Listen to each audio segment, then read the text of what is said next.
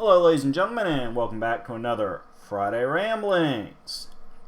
As I said last week, we're going to do another superhero legacy breakdown, or at least comic book character legacy breakdown. That's right, we're not dealing with heroes this time, we are dealing with villains. Similar to our Goblin Dynasty video, we are going to break down a bunch of villains who have all used the same identity, despite not necessarily having quite technically the same powers.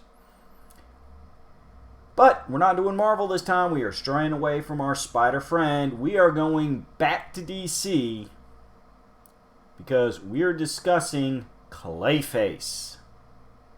Now, for those of you who are fans like myself of Batman the Animated Series from the early 90s, you know Clayface. He had been involved in multiple episodes. But, like anybody on the cartoons, that Clayface was an adaptation with a few liberties taken for the sake of cleaning things up, and that in the DCAU, that was the only Clayface there was. In the comic books, there have been several Clayfaces. So, why do we have several? Partly I think it's writers just want to keep reinventing the wheel. Partly it's that, to give it fair, there are a couple Clayfaces who are different from the others, and that's what we're going to be looking at today. Now, again, like our previous breakdowns, I'm just going to lay out a few rules for those new viewers.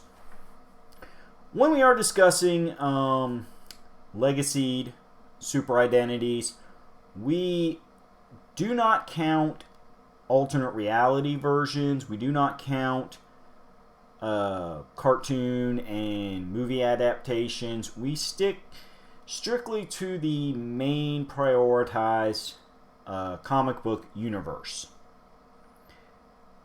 Now, yes, I did mention the cartoon version because, well, like many parts of the Batman mythos, that's where I first encountered Clayface personally.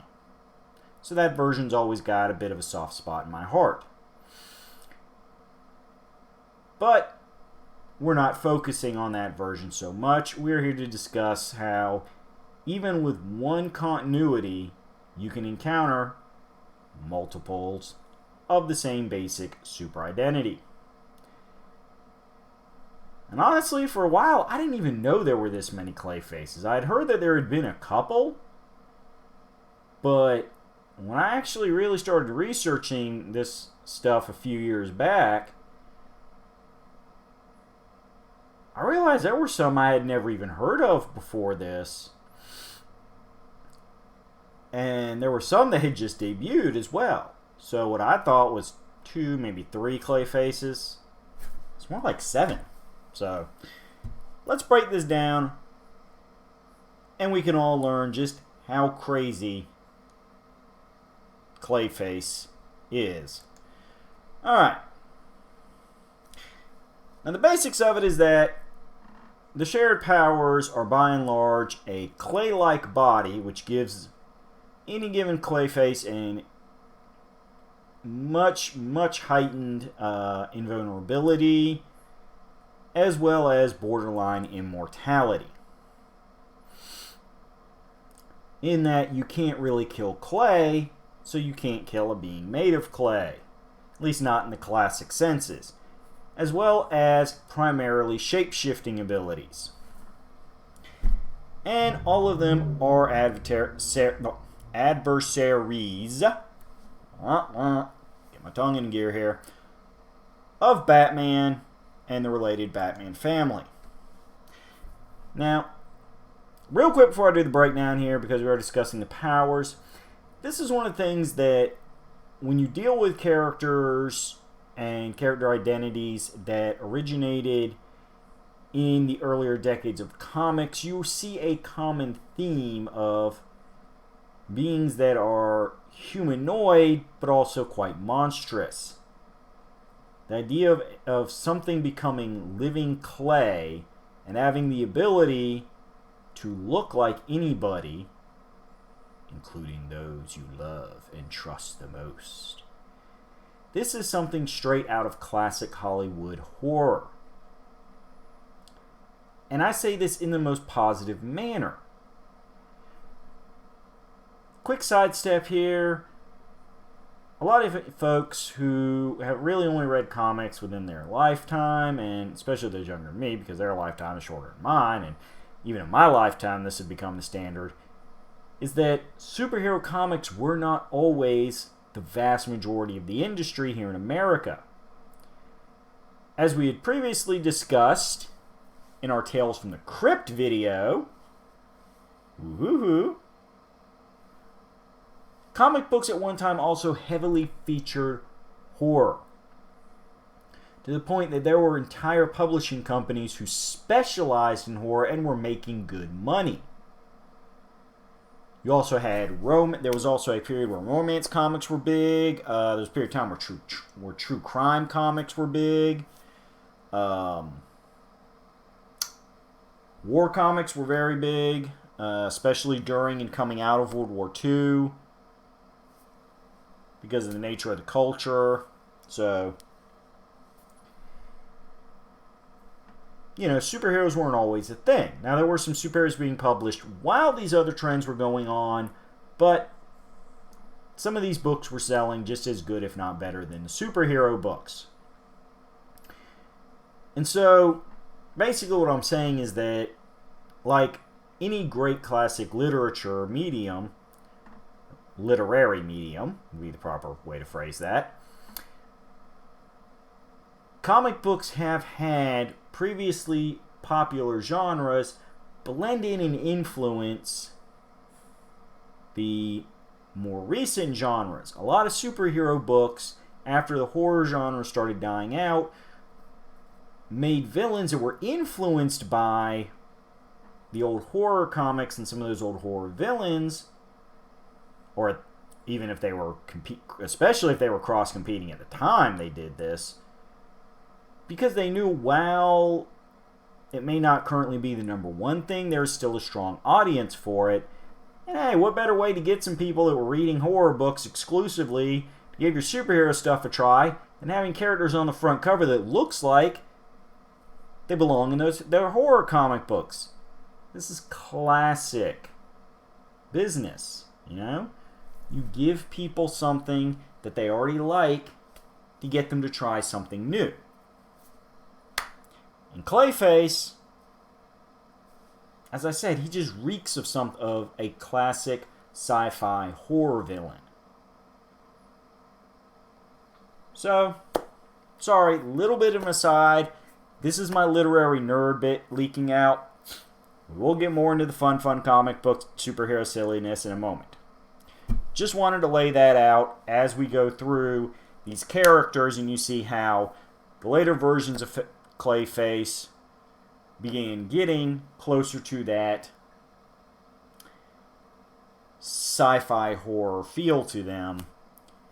So, originally created by Batman co-creators Bill Finger and Bob Kane, the original Clayface was Basil Carlo, who appeared in Detective Comics number 40, which was in June 1940, as a B-list actor who began a life of crime using the identity of a villain that he had portrayed in a horror film. See, I told you, we're already getting into this. The character only appeared twice in those golden age of comics, but did inspire other versions in the Silver Age. In the late 1950s, we got a new Clayface in Matt Hagen, who was a treasure hunter given vast shape-shifting powers and resiliency by exposure to a pool of radioactive protoplasm. And this is the one that would appear most often in comic books, showing up for off and on, basically up until the relative present day. However, in the late 1970s, we also got a Clayface known as Preston Payne, who was a scientist suffering from hyperpituitarism, which, for those of you who are not medical and scientific minded, hyperpituitarism is a condition due to the primary hypersecretion of pituitary hormones, Basically, you're getting a massive overdose of hormones from the pituitary gland, which, depending on the exact hormone and how much of it your body's overproducing, can cause a variety of effects. DC decided to get a little over-fictional with how it happens. But Preston Payne decided to use the second Clayface's blood to create a cure for his condition, instead becoming a clay-like creature who had to pass his new cursed condition on to others to survive. And that is blatant horror trope territory here. It's not enough that you're a monster, but you have to spread your suffering to others to survive. I love it. Later, Sandra Fuller of Strike Force Cobra, which was a terrorist organization created by DC to kind of be a stand-in for various real-world terrorist groups, but Strike Force Cobra decided to use their technology to create a fourth Clayface. She would also occasionally be known as Lady Clay, and would be used off and on.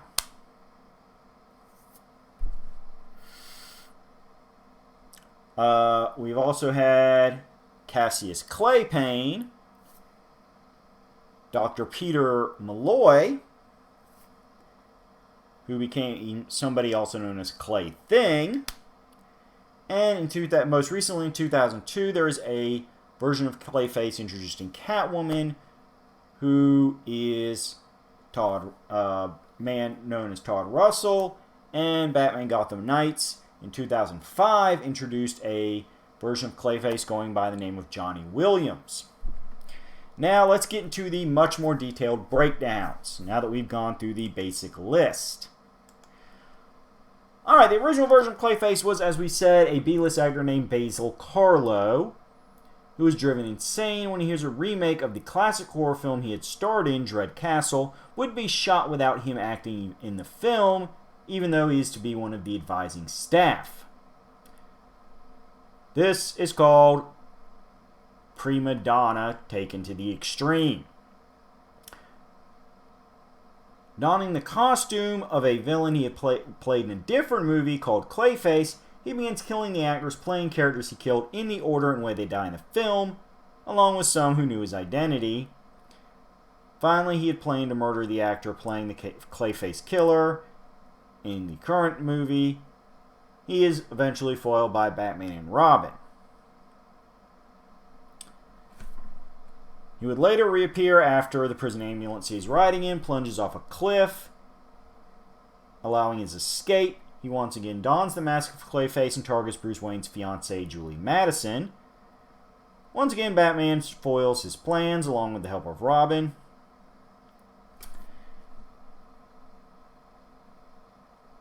And he did come back, but before he comes back, we got to discuss some of the others, because he comes back after the other Clayfaces are introduced, as he is not seen for a few decades.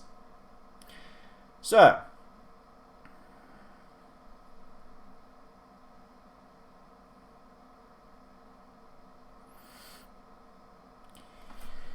second version of Clayface, Matt Hagen, shows up in the Silver Age as a treasure hunter. He finds a mysterious radioactive pool of protoplasm in a cave.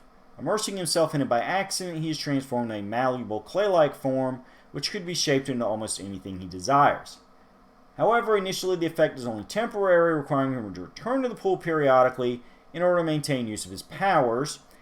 His criminal activities eventually attract the attention of Batman and Robin.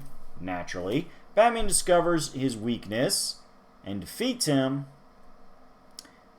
Matt Hagen would later, of course, as any good villain does, escape from prison and decides to make a much more scientific investigation of the protoplasmic substance that turns him into Clayface, finding a way to make the effect more longer lasting.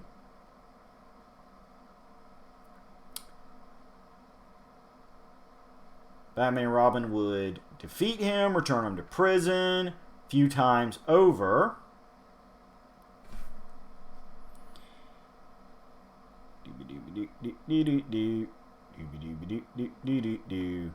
Clayface would later infamously team up with Joker, causing Batman and Robin to have to team up with Batwoman and the Bat-Girl. We're going to definitely have to get into the Batgirl legacy another time to work together to defeat both villains.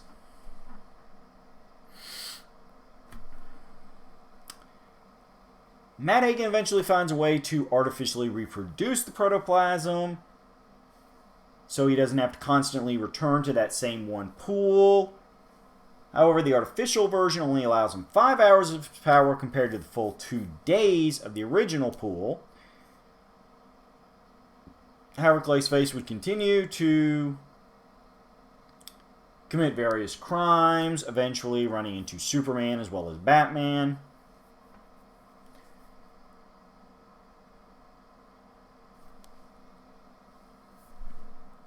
And let me see, shows up here and there, continues to take the artificial formula.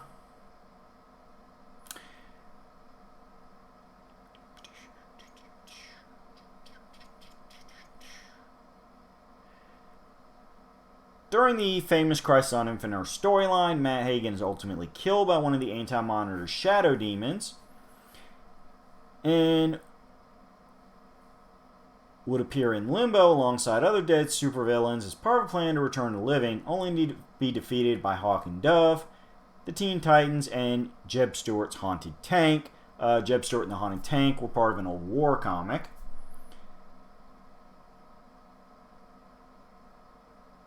And Clayface would remain dead alongside these other supervillains.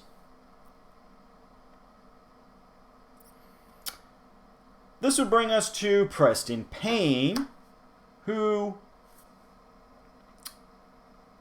once again comes up with a different variant of the Clayface powers. As we said before, Preston suffered from hyperpituitarianism and was desperate to search for a cure for his condition. He obtains a sample of Matt Hagen's blood and isolates an enzyme, which he introduces into his own bloodstream. He has short-term shape-shifting powers as a result of this. Unfortunately, the side effect is that after a while, his flesh begins to melt, and he finds out when he grabs his date's arm that his now melting flesh actually causes other people to completely dissolve into protoplasm, meaning he has a killer touch. So he now has to build an exosuit so that he can interact with other people without killing them unless he actually wants to kill them. No more accidental deaths, because he's not that kind of guy. At least not yet. Woohoo! Eventually, though, he learns that he needs to transmit the dissolving contagion that has made his body like this onto others to survive, otherwise he feels excruciating pain. In theory, if this kept happening, he would feel so much pain that his body would just shut down. Unfortunately, with him torn between trying to not be a serial killer or a repeat murderer, whichever term would technically be more legally accurate, and not have to constantly live in excruciating pain, as opposed to his last name being Payne with a Y. This would be excruciating pain with an I and no E on the end.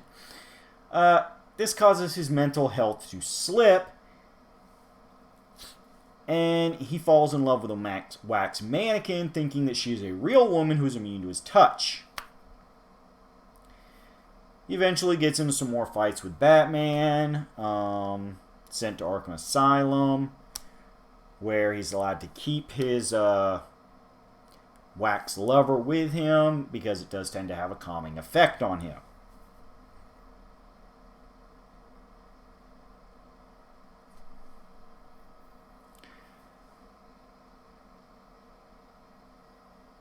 Now, we are going to get back to Preston Payne. Before we get back to Preston Payne, we got to talk about the fourth version of Clayface, because this all comes together.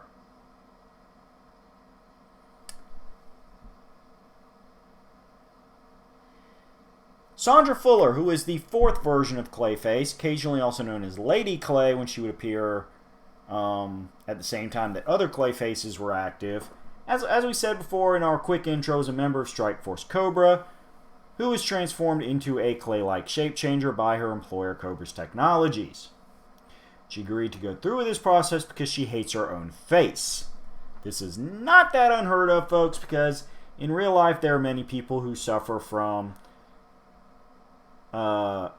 various mental states. I don't want to sit there and say, like, you know, conditions or troubles from, but who have the thoughts that they are not comfortable with their own body and the way it looks, to the point where they will make extreme measures to make their body the way they feel it should be. So there you go, a little bit of real-life inspiration for Sandra Fuller's desire to have shape-shifting abilities, even if it makes her default state inhuman. Sad but true. Now, the Sandra Fuller version of Clayface possesses identical abilities to Matt Hagen, the second Clayface, but hers are permanent without the requirement for exposure to a source of powered protoplasm. She can additionally copy any special powers of the being she is mimicking. This means that so far she's the most powerful of the Clayfaces. Here's where we get some fun and start bringing back some other characters.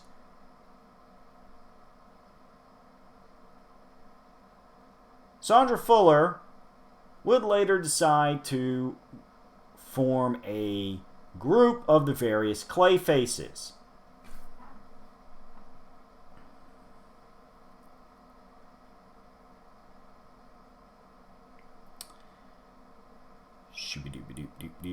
Which she starts with Preston Payne, the third Clayface, masquerading as the superheroine Looker, who was part of the Batman-led group The Outsiders, visiting Payne at Arkham.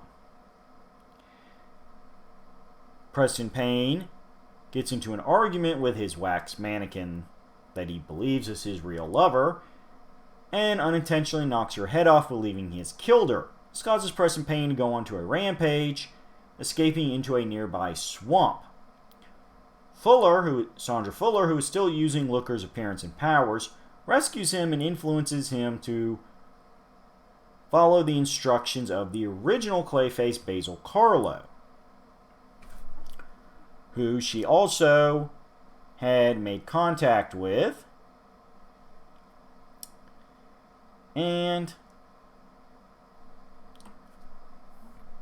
was when he was visited in the hospital of a different prison. Both Carla and Sandra were very much about the idea of forming an alliance between all the living Clayfaces to kill Batman. While Sandra Fuller was visiting Preston Payne, Basil Carlo arranges for small pieces of the remains of Matt Hagen to be gathered, claiming that he wants to make him a post-mortem and honorary member of this new Mud Pack. However, here's where things get a little fun. Basil Carlo, having never had superpowers, gets a little jealous of the other two Clayfaces and decides to inject himself with blood samples from both Preston Payne and Sandra Fuller, gaining both her ability to shapeshift and his ability to melt with a touch, declaring himself to now be the ultimate Clayface. He is eventually defeated by the combined efforts of Batman and the real Looker, who overload his abilities, making him melt into the ground as he is unable to keep his body together. When he eventually returns after sinking the Earth's crust, his body now sports crystals similar looking to quartz that help him deal with his enhanced powers and give him a bit of a different look from the other Clayfaces. After this, he would become the main Clayface that Batman would deal with several times over in the modern era, including going after Wonder Woman and Poison Ivy.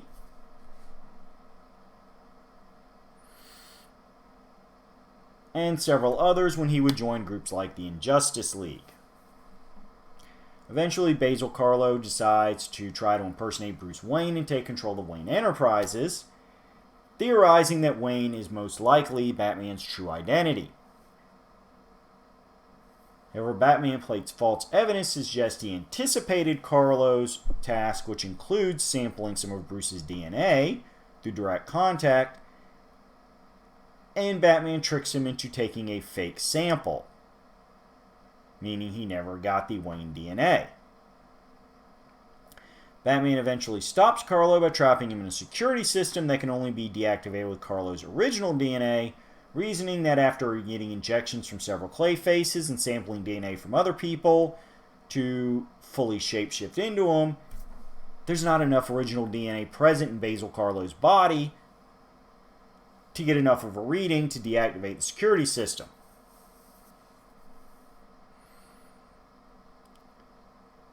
Basil Karlo has continued to show up much through the modern era, occasionally believing to be dead, but seemingly always showing back, or coming back.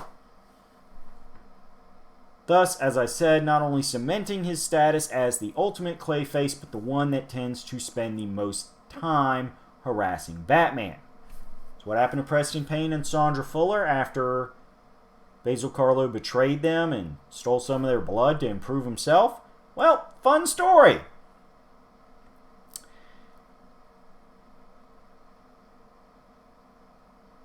Turns out that during all this time they were spending together,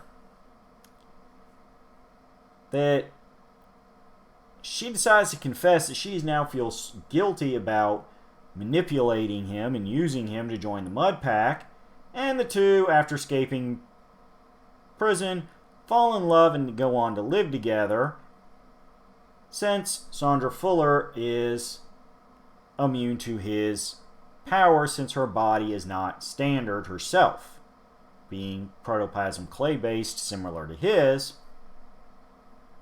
power will not wreck her when they make physical contact.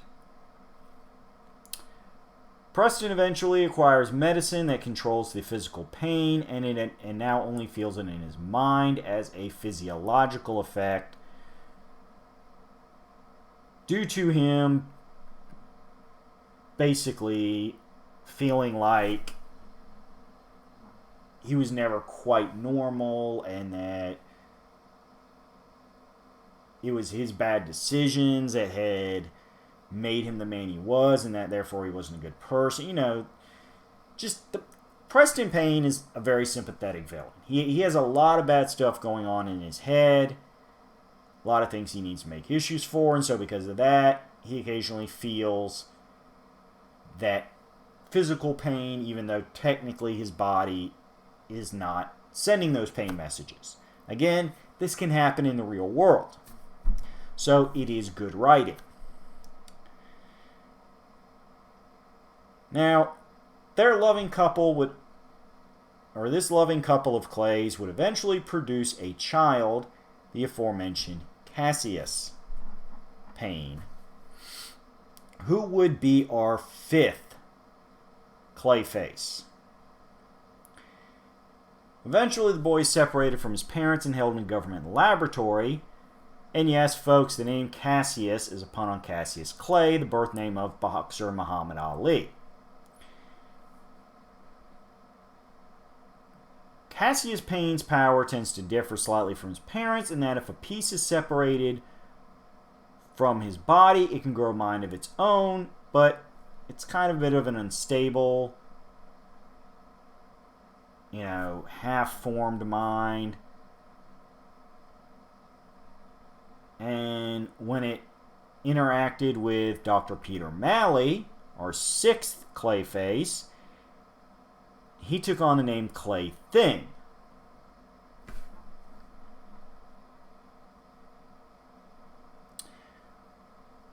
Clay Thing Generally doesn't cause too many problems, although he does have the ability to melt objects simply by looking at them, meaning he has an enhanced version of Preston Payne's powers.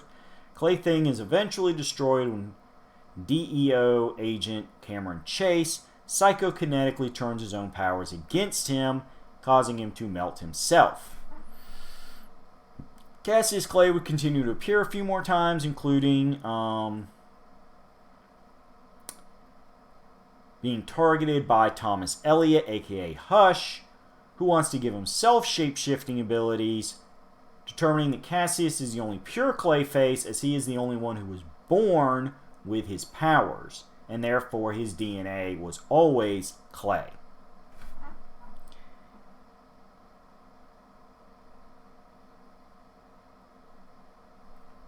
As far as we know, currently Cassius Payne is being held in federal prison.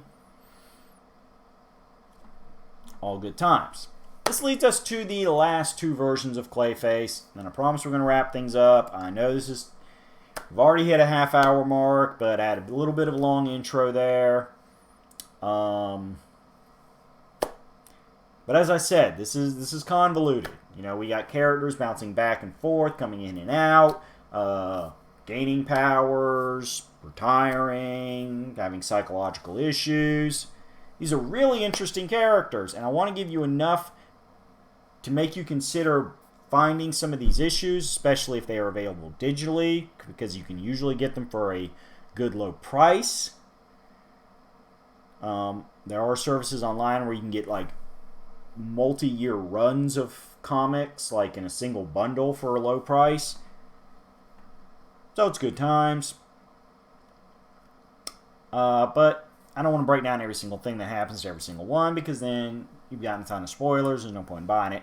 So let's just blast through the last two Clayfaces, since they have not done a ton of stuff. 7th version of Clayface is Todd Russell and debuts in Catwoman Volume 3, Number 1 from 2002. However, he is not fully shown until issue 4. And is not named Clayface until number 44. So he's kind of like an ongoing character in that volume. He has the power to change into virtually any shape and size, and starts preying upon prostitutes in Gotham's East End, giving him a bit of a Jack the Ripper vibe, until Catwoman is able to contain his severed head inside of a freezer. One of the few things known about him is that he had served in the army and was subsequently experimented on, most likely by the DEO, who, as we said before, had encounters with other Clayfaces, before losing most of his memory and gaining his powers. He's eventually held captive and experimented on by Star Labs before being freed by Catwoman, and hasn't really been seen since, as we are introduced to a different version of Clayface in Batman Gotham Knights called Johnny Williams, who is a former firefighter in Gotham who's transformed into a clay-based creature by an explosion in a chemical plant. He's approached by Hush and the Riddler, who tells him that the chemicals have turned him into yet another Clayface, and that he should pick up on this legacy, manipulating his dazed and confused state, specifically by holding out on the promise of a cure to make him do their bidding, including to pretend to be Hush himself, the previously mentioned Thomas Elliot.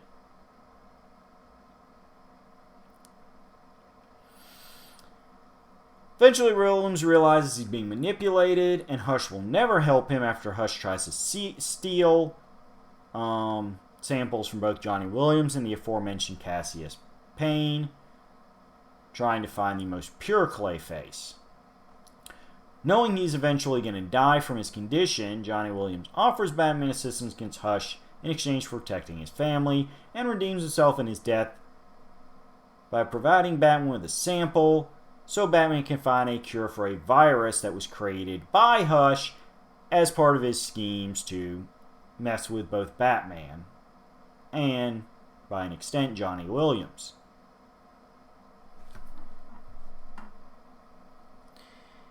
So, where does it all come down to? Well, we know Basil Carlo is out there. We know Cassius Payne is out there. Technically, Preston Payne and Sandra Fuller are out there. Really, the only Clayfaces we know are dead for sure are Matt Hagen, as he has stayed dead for decades. Whew. And Johnny Williams.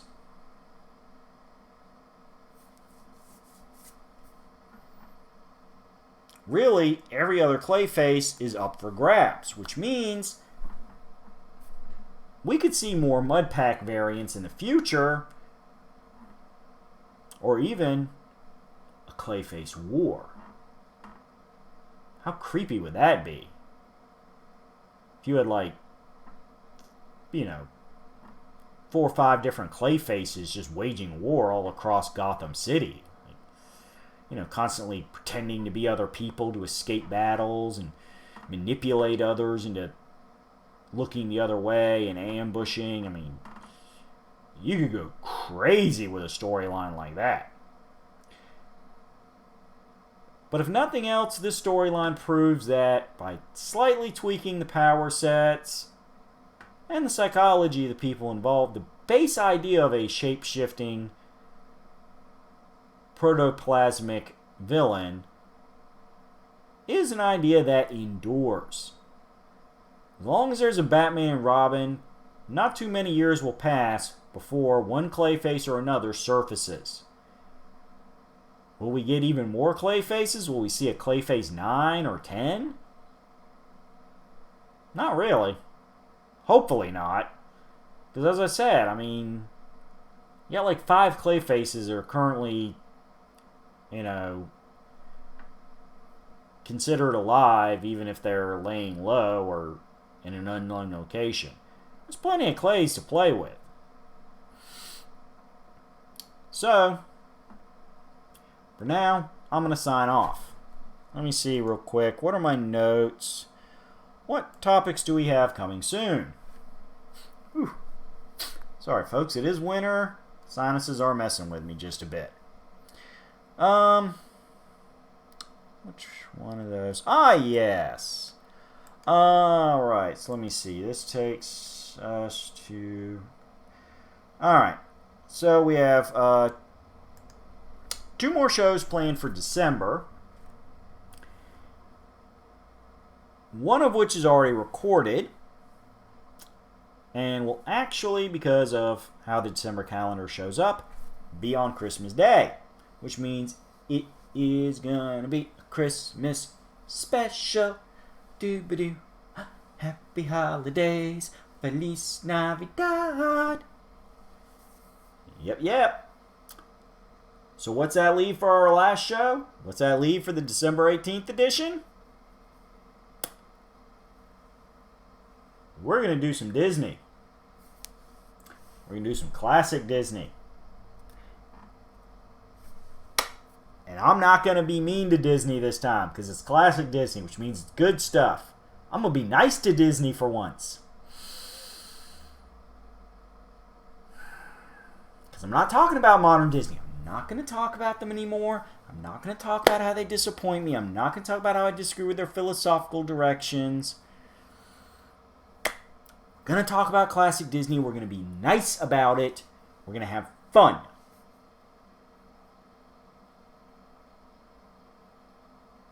Do you want a hint?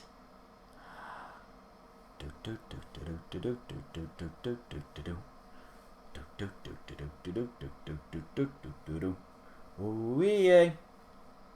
That's all you get. Those who know, know. And those who don't are going to find out. Tune in next week for that. And then tune in 2 weeks for our Christmas special. And after that, it's going to be 2021.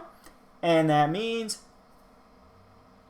you have no idea what's going to happen next. It's going to be a new year, new topics, new episodes.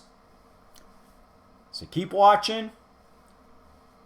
Of course, as I always say, because you can't be in business if you don't pimp a little. hit that subscribe button if you haven't already. Go ahead and hit a like. Go ahead and throw some comments down there. Tell your family, tell your friends. Let's grow the audience. Let's get everybody watching the ramblings. You can also watch my Bardic plays on Tuesday. You can watch Jaime's tool-assisted playthroughs. No, excuse me. The game streams are on Wednesday. We got Jaime's tool-assisted playthroughs. We got Generation eXpletive. We got 4 shows. 4 new content episodes dropping every week. So much fun stuff for you, folks. We are Roulette Productions.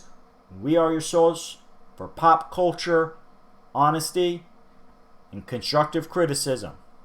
We ain't here to hate. We ain't here to start fights. If you disagree with us, you're allowed to say so. Just be respectful about it. Keep the language PG-13.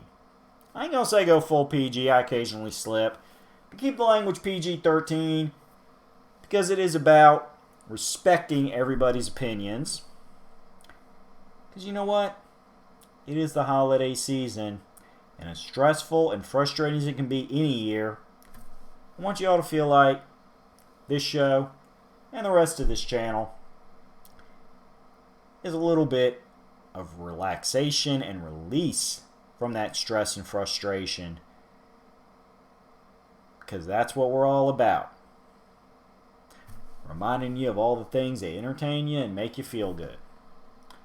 So, we'll ramble in 7. We'll game in less than that. And we'll be here every week for you. As long as there is somewhere that wants to host me. Please don't hate me, YouTube. I promise to be good. I will not say anything socio-politically controversial. Please let me continue to lease virtual space through the rest of 2020 and 2021. And if you are, in fact, a Clayface, go ahead and give me a shout out in the comments for sure. Heck, I'll even let you shapeshift all over my comment thread. You can be whoever you want to be, because that's how Clayfaces roll. Bye-bye, folks.